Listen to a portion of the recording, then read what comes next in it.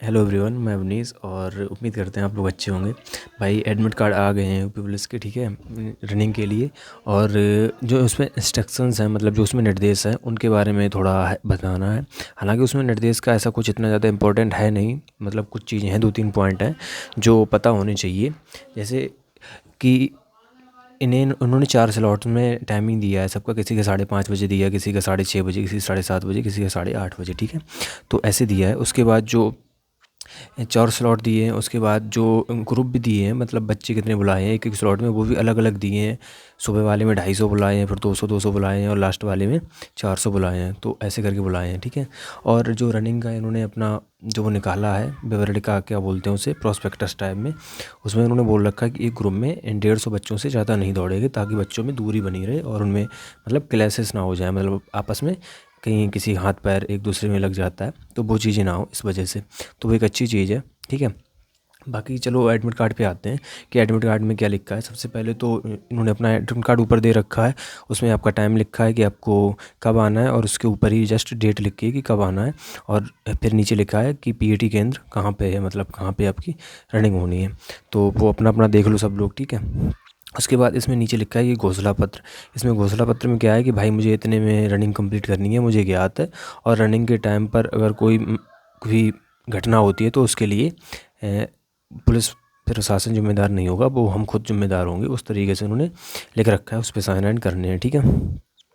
फिर देखो इसमें जो निर्देश हैं अभ्यर्थियों के लिए, उसमें पहले नंबर पे लिखा है कृपया पासपोर्ट साइज फ़ोटो चिपकाएं, मतलब यहाँ पर एडमिट कार्ड में, और फ़ोटो वही हो जो आपने ऑनलाइन आवेदन किया हो, वही वाली फ़ोटो हो, ठीक है। तो वो फ़ोटो का कोई इशू है नहीं, क्योंकि ये वाली ही फ़ोटो निकल आएगी जो इसमें एडमिट कार्ड में आई है, और होंगे वो आपके पास क्योंकि डीबी करा चुके हो तो, ठीक है। फिर दूसरी चीज़ है कि शारीरिक दक्षता परीक्षा अभ्यर्थी द्वारा विधिवत हस्ताक्षर इस प्रवेश पत्र को जमा कर लिया जाएगा। अभ्यर्थी इसकी छाया प्रति अपने पास सुरक्षित रख रहे हैं, मतलब आपको 2 प्रवेश पत्र ये डाउनलोड करवाने हैं, 2 कॉपी करवा लेनी है इसकी, एक अपने पास रख लेना और एक वहाँ पे जमा हो जाएगा, ठीक है। फिर ये है कि सामान्य परिस्थितियों में इनका वो दिनांक और वो नहीं बदला जाएगा। उसके लिए तो बात हो ही गई कि आप कैसे करवा सकते हैं, अगर चोट वगैरह लग जाती है, कोई इशू आता है, तो वहाँ पे आप या आपके घर का कोई जा सकता है और एप्लीकेशन लिख के दे सकता है। वो एक इन्होंने रिजर्व दिन रख लिया है 27 तारीख, मतलब वहाँ तक आपकी रनिंग हो जाएगी। उससे पहले भी हो सकता है कोई दिन आपको दे दें वो, ठीक है।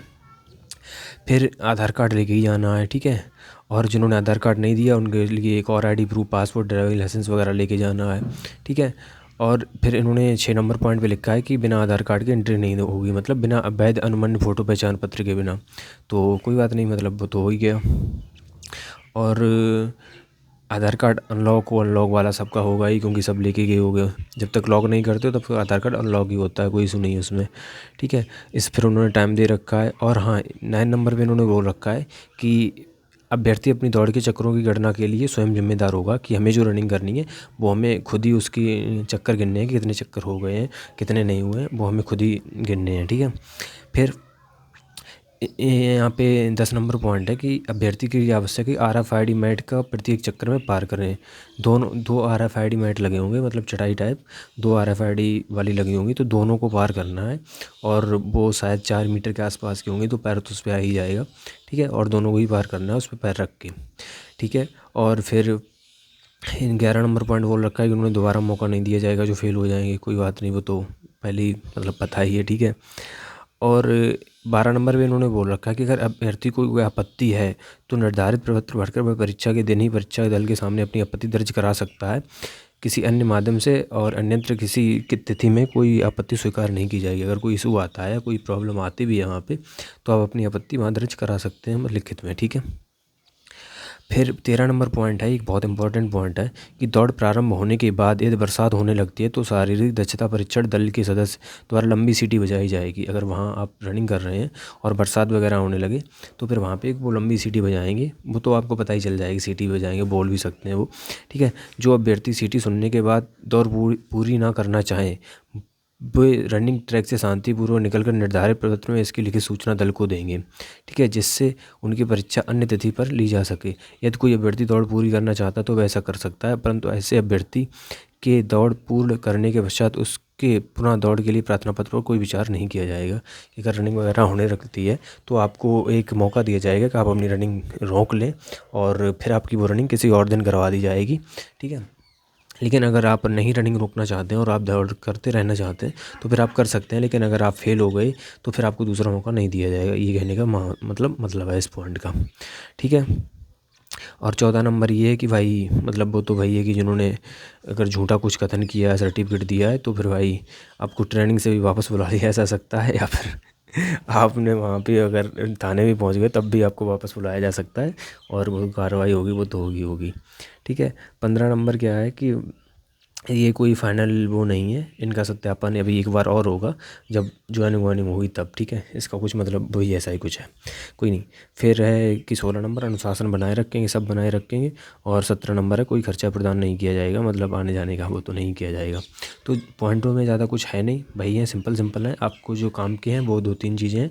सबसे पहले आपको फ़ोटो ले जाना है और इसके 2 कॉपी निकलवा लेना एडमिट कार्ड की, और फ़ोटो ले जाना है और आधार कार्ड लेके जाना है। बस आधार कार्ड और एडमिट कार्ड 2 ही चीज़ें लेके चले जाओ, और कोई इशू वाली बात तो है नहीं इसमें, ठीक है। ऐसा तो कुछ है नहीं, जिन्होंने आधार कार्ड नहीं दिया था वो अपना ड्राइविंग लाइसेंस और पासपोर्ट वाली वो मतलब पासपोर्ट ले जाएं, या फिर ड्राइविंग लाइसेंस ले जाएं। और तो कोई है नहीं, ठीक है। इसमें कुछ भी ऐसा है नहीं जो इसमें हो मतलब बताने लायक। बाकी का देखो क्या है कि भाई वहाँ पे जो बैच बनाया जाएगा उसमें काफ़ी सारा डाउट ये है कि कहीं ऐसा ना हो एक दूसरे धक्का मुक्की हो जाए और प्रॉब्लम हो। तो भाई 150 का बैच इसीलिए उन्होंने बोल रखा है कि ताकि जो 400 मीटर ग्राउंड होता है उसमें आराम से बच्चे आ सकें और थोड़ी सी उनमें दूरी बनी रहे, ठीक है। और एक चीज़ और है, वहाँ पे रनिंग स्टार्ट करते वक्त ज़्यादा जल्दबाजी मत करना। जब तक आपका पैर RFID पे नहीं पड़ेगा, मतलब जो वहाँ मैट पड़ी होगी वहाँ पे नहीं पड़ेगा, तब तक आपकी टाइमिंग स्टार्ट नहीं होगी। तो कोशिश करना कि पीछे की साइड लगो या फिर बीच में लगो, और जब कुछ बच्चे निकल जाएँ उसके बाद ही आप अपनी रनिंग स्टार्ट करो। हालांकि वो सबको समझाएंगे, आपको ज़्यादा परेशान होने की ज़रूरत नहीं है यहाँ पे।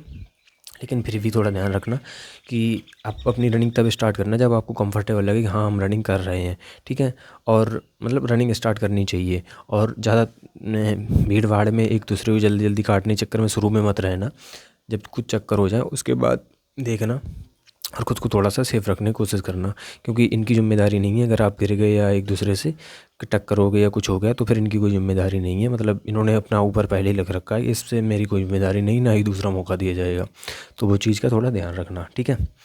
और तो कुछ नहीं है, मतलब चिपको बंदेगी सब है, CCTV और वो सब लगा होगा। हाँ, वॉच अलाउ नहीं की उन्होंने, लेकिन ऐसा सुनने में आया है कि वहाँ पे एक वॉच लगी होगी जो काफ़ी सारी मतलब काफ़ी बड़ी डिजिटल वॉच होगी। उसमें आप अपना टाइम देख सकते हैं कि आपने कब स्टार्ट किया था, ठीक है।